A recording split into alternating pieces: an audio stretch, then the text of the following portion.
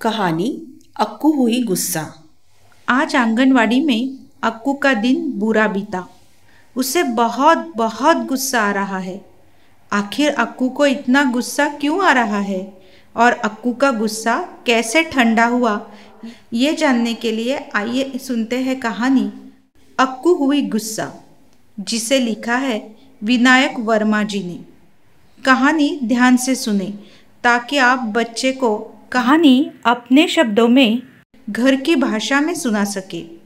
कहानी सजीव करने के लिए चेहरे पर भाव और आवाज में उतार चढ़ाव लाए। आज आंगनवाड़ी से अक्कू को घर ले जाने के लिए अक्कू के पापा आए हैं साइकिल पर, लेकिन वो गुस्से में है।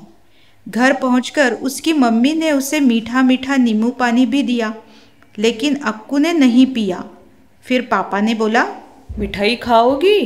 पहले तो अक्कू ने मना किया, लेकिन फिर ले ली मिठाई। बस उसने जरा सा खाया और फिर बोली, ये तो बहुत अच्छा है। बस उसने जरा सा खाया, फिर और खाया और प्लेट खाली कर दी। पापा ने खुश होकर कहा, शाबाश अच्छी बच्ची। तुम मुझे बताओ, तुम इतनी गुस्सा क्यों हो? तुम्हारे साथ जो हुआ उसका चित्र बनाना चाहोगी? लो, ये रहे बढ़िया कागज और रंग। फिर अक्कू ने कुछ चित्र बनाए। पहला चित्र ईंट का बनाया और बोली, हाँ पापा, यही है वो बेकार सी ईंट। मैं सुबह इसी से टकरा के गिर गई थी। ओह! इस बार अक्कू ने पंजीरे के लड्डू का चित्र बनाया। साथ ही कहा, जब आंगनवाड़ी वाली विभा दीदी ने मुझसे लड्डू दिया और मैं खाने लगी तो ये ईंट की ठोकर से मैं गिर गई और मेरा लड्डू नीचे गिर गया। ये कहकर अक्कू उदास हो गई। अब अक्कू ने अपनी आंगनवाड़ी वाली दीदी विभा का चित्र बनाया। इस बार उसकी आंखें खुशी से चमक रही थी। वो बोल पड़ी, हाँ, ये मेरी विभा दीदी है। जब मैं गिरी उन्होंने उठाने में मेरी मदद की थी और फिर उन्होंने मुझे गले लगाया और साथ दूसरा लड्डू भी दिया था। ये सुनकर अक्कू के पापा ने कहा, ये तो बहुत अच्छा किया तुम्हारी विभा दीदी ने। अब अक्कू थोड़ा खुश दिखाई दे रही थी। फिर अक्कू के पापा ने उसको उसके बनाए सारे चित्र दिखाए और कहा, वाह अक्कू, तुमने कितने सुंदर सुंदर चित्र बनाए। हाँ ना पापा, मैं तो बहुत बड़ी कलाकार हूँ। ये सुनकर अक्कू और खुश हो गई। कहानी सुनने के पश्चात कुछ देर रुके। यदि बच्चा कोई प्रश्न करे या कोई बात कहे तो गपशप शुरू करे। यदि आपको लगे कि बच्चा बातचीत करना चाहता है तो इन प्रश्नों का इस्तेमाल करें। बच्चों की प्रतिक्रिया सुनकर आपको और प्रश्न सूझ सकते हैं। उन्हें पूछें और चर्चा आगे बढ़ाएं। चर्चा गुस्सा इस भावना पर रखें।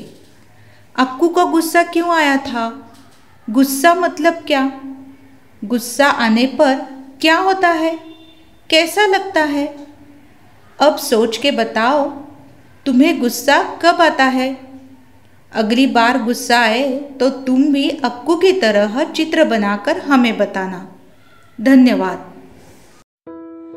नमस्कार पालक मित्रांनो, आज आपण एक नवीन खेळ खेळणार आहोत.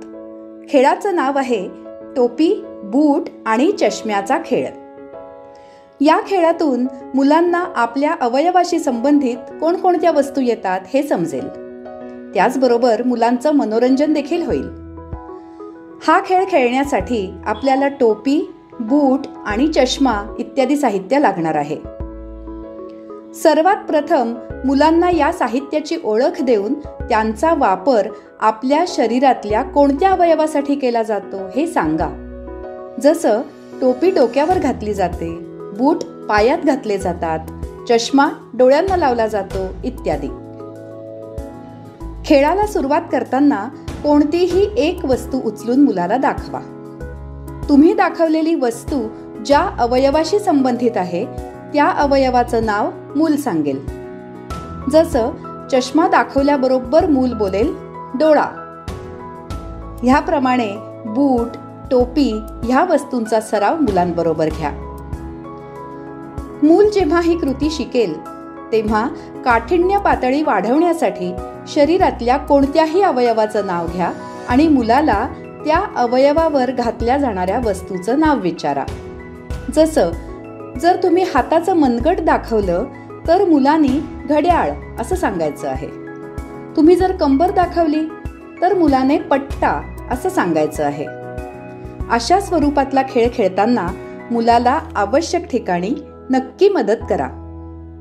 चला तर मग हा खेळ आपल्या मुलाबरोबर नक्की खेळून बघा आणि तुम्हाला आलेला अनुभव आम्हालाही सांगा. धन्यवाद.